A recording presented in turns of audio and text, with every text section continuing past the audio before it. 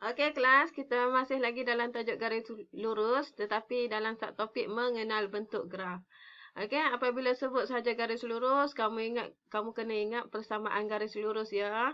Apa persamaan asas dia? Y sama dengan mx plus c. Y sama dengan mx plus c. Kamu kena ingat, M ini adalah refer kepada kecerunan dan yang di belakang ni termasuk dengan plus ini adalah refer kepada pintasan Y. Ingat, M kecerunan, C di belakang ni adalah pintasan Y. Okey, kecerunan. Okey, kita tengok dulu kecerunan. Kecerunan ini kita ada 4 jenis kecerunan. Ingat balik. Okey, yang pertama dia naik. Apabila dia naik, M dia adalah positif. Apa maksud M positif? Sama ada M sama dengan apa-apa saja nilai yang positif, sama dengan 2, sama dengan 5, sama dengan 7 ataupun sama dengan 1000. Apa-apa saja nilai yang positif. Okey, yang kedua adalah bentuk turun. Okey, daripada atas turun ke bawah, nilai kecerunannya adalah negatif. Apa ini? Contohnya apa? M sama dengan negatif 2. Sama dengan negatif 8. Sama dengan negatif 100. Apa-apa saja nilai yang negatif. Maksudnya, graf tersebut daripada atas turun ke bawah. Okey, bentuk yang ketiga adalah bentuk yang menegak. Okey, yang menegak ni kecerunannya apa? Kecerunannya adalah infinity. Okey, cikgu sudah bagi tahu infinity ni apa maksud infinity?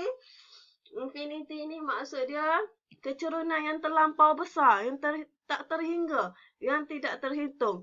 Okey, simbol dia adalah 8 terbalik. Dan yang keempat adalah bentuk mendatar. Bagi mendatar macam ni, dia tidak mempunyai kecerunan. Maknanya M dia sama dengan kosong. Okey, kita tengok macam mana mau melukis graf. Okey, contoh ini persamaan yang pertama. Okey, sebelum kamu tengok persamaan, kita ada 3 contoh di sini. Okey, sebelum kamu tengok yang tu, kamu kena ingat balik. Apa-apa pun, kamu kena ingat balik persamaan asas kita.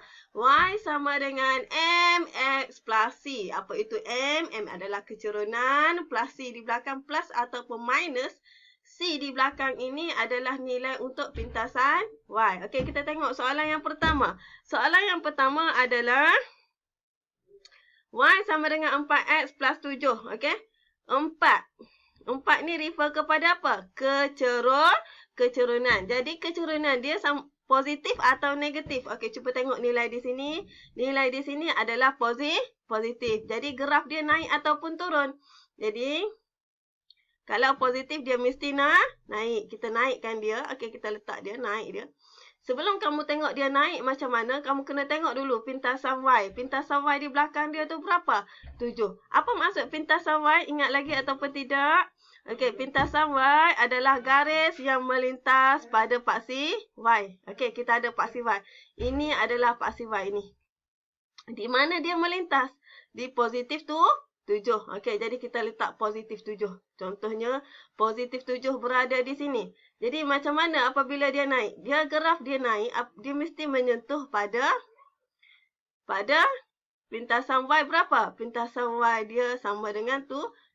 Okey, contoh di sini adalah 7. Okey, begini dia. Ingat ya, bila kecerunannya positif, grafnya mesti naik. Okey, seterusnya tengok soalan yang kedua. Y sama dengan negatif 2X plus 3. Okey, kecerunan dia berapa? Negatif 2. Pintasan Y dia berapa? 3. Okey, tanda dulu ya, pintasan Y dia 3. Okey, di bahagian paksi Y ini, tanda di manakah 3? Okey, kita letak di bawah sikit lah. Contohnya 3 di sini, pintasan Y. Okey, jadi yang ni kecerunan dia naik ataupun turun. Apabila M-nya negatif, jadi grafnya mesti turun. Mesti dah menyentuh pada paksi Y. Dia turun. Pertama dia turun. Kenapa dia turun? Sebab kecerunannya negatif. Kenapa sini ada 3? Sebab dia adalah pintasan Y. Okey, kita tengok soalan yang ketiga. Y sama dengan negatif 7X minus tolak dengan 4. Kecerunannya apa? Kecerunannya adalah negatif 7. Naik ataupun turun? Apabila dia negatif, maknanya dia tu turun. Okey, yang di belakang dia ni, apa dia yang di belakang ni? Yang di belakang ini adalah pintasan Y. Berapa pintasan Y dia?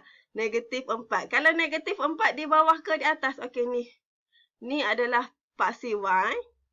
Pintasan Y dia di mana? Negatif 4. Kalau dia negatif, dia berada di bawah. Mesti berada di bawah. Okey, kemudian turun ataupun naik. Okey, turun ataupun naik bergantung kepada kecerunan. Kecerunannya negatif 7, maknanya dia tu turun. Turun dan menyentuh pada paksi Y sama dengan negatif 4. Okey, seterusnya kita tengok contoh yang seterusnya. Okey, bagi contoh yang seterusnya, ingat juga persamaan asas dia ini. Y sama dengan MX plus C. Tetapi di dalam soalan kita hanya ada Y sama dengan 8X. Ada ataupun tidak yang nilai di belakang ini? Nilai yang di belakang ini tiada, betul tak? Bermaksud pintasan Y dia tiada. Apabila pintasan Y dia tiada, pintasan Y-nya adalah 0. Dia mesti menyentuh titik asalan. Apa maksud dia 0?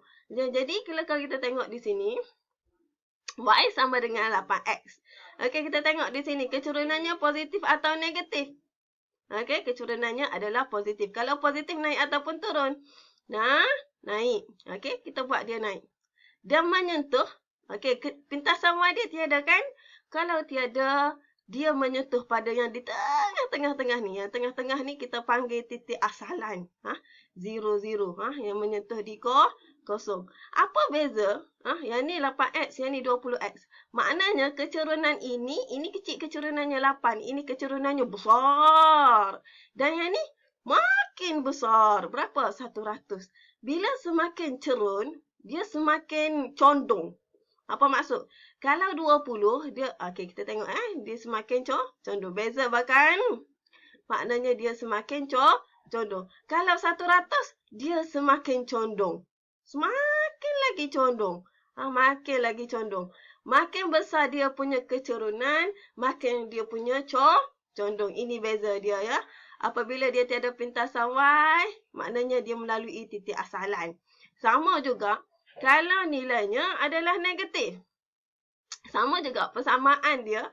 Balik-balik kita tengok persamaan asas dia. Tetapi di sini kecerunannya, okey, pintasan Y-nya memang tiada kan? Yang di belakang ni memang tiada. Tetapi kita tengok dia punya kecurunannya adalah negatif. Negatif 8X. Maknanya kalau kecerunan negatif, dia turun ataupun naik? Dia tu turun. Pintasan Y dia ada ataupun tidak? Tidak ada. Maknanya dia menyentuh pada titik asalan. Maknanya dia menyentuh pada titik asalan. Maknanya di sini negatif 8. Yang di sini negatif 20. Dan di sini negatif 100. Sama juga. Semakin besar dia punya ni, maknanya dia akan jadi semakin condong. Dan semakin condong. Daripada atas turun ke bawah dan semakin condong. Ini dia tak, ni selamat lagi. Okey. Dia semakin condong. Kalau yang ni semakin lagi condong. Kalau makin besar, makin lagi condong. Okey. Seterusnya kita tengok bentuk yang keempat. Okey, yang keempat ni kita ada Y sama dengan 2. Okey, sekarang ni kalau kita tengok persamaan asal kita adalah Y sama dengan MX plus C. Kalau kita tengok persamaan dalam soalan ini, ada ataupun tidak yang berkembar dengan X? Tiada, bahkan maknanya dia ada nombor sahaja. Nombor sahaja. Kalau nombor sahaja, bentuk grafnya macam mana? Okey, soalan dia bagi tahu Y equal to 2. Y sama dengan 2. Maknanya Y sama dengan 2, kamu hanya perlu tengok paksi Y sahaja. Perlu tengok paksi Y sahaja. Dan plot di manakah 2. Okey, sebelum tu cikgu mau tunjuk kepada kamu, biasanya apabila di paksi Y, kamu akan tanda macam mana? Di paksi Y, apabila kita melukis graf, kamu akan tanda begini bahkan. Betul? Okey. Jadi macam mana? Apabila kita tanda, okey, kita tengok balik. Okey, di paksi Y, ingat ya. Di paksi Y kita akan tanda macam ni. Jadi, macam mana kita mau buat graf kita Y equal to 2. Okey, jadi perhatikan pada paksi Y dan cari nilai 2. Contohnya, cikgu letak nilai 2 di sini. Jadi macam manakah bentuk dia? Sama sahaja. Yang kamu buat tanda tadi 2, kamu hanya perlu panjangkan sahaja. Yang ni, kasih panjang. Tarik panjang. Maksudnya apa? Okey, tarik sahaja panjang-panjang. Inilah maksud dia. Kalau 2 lah. Kalau 3 lah yang kamu kena tarik nilai dia. Itu maksud dia. Kalau nilai di sini 4, kamu hanya perlu tarik sahaja. Itulah maksud dia. Okey, kalau di sini Y sama dengan 2, letak 2 di sini, kemudian kamu kasih tarik sahaja panjang. Jadi dapatlah dia punya bentuk garis lurus. Okey, kita tengok seterusnya. Y sama dengan 30. Sama juga, 30 dia berada di atas, betul tak? Contohnya cikgu letak di atas ni. Di sini 30. Okey, jadi macam manakah bentuk dia? Okey, sama saja. Kasih tarik panjang-panjang. Dapatlah Y sama dengan 30. Syarat dia mesti berada di paksi Y, ya. Berada di paksi Y. Kamu kena ingat ini. Okey, seterusnya. Y sama dengan negatif 15. Apabila negatif, maknanya tengok paksi Y. Dia mesti berada di bawah. Okey, contoh cikgu buat di sini. Negatif 15. Okey, jadi macam mana graf dia? Okey, kasih tarik panjang-panjang sahaja. Okey, last sekali. Okey, kita ada persamaan. X sama dengan 5. Tadi Y, betul tak? Sekarang ni X. Jadi macam manakah X ni? Okey, sekarang ni kalau kamu tengok. Kalau kita nak buat paksi X, kamu tanda begini, betul kan? Betul kan? Okey. Apabila mau buat paksi X, kamu akan tanda begini. Jadi macam mana? Okey, contohnya di sini 1, 2, 3, 4. Okey, contohnya cikgu mau 4. X sama dengan 4. Sama saja. Kasih tarik saja 4 ni. Dia jadilah menegak macam ni. Yang tadi mendatar. Y mendatar. Kalau X, dia akan jadi menegak. Okey, begitu saja. Okey, jadi macam mana? X equal to X sama dengan 5.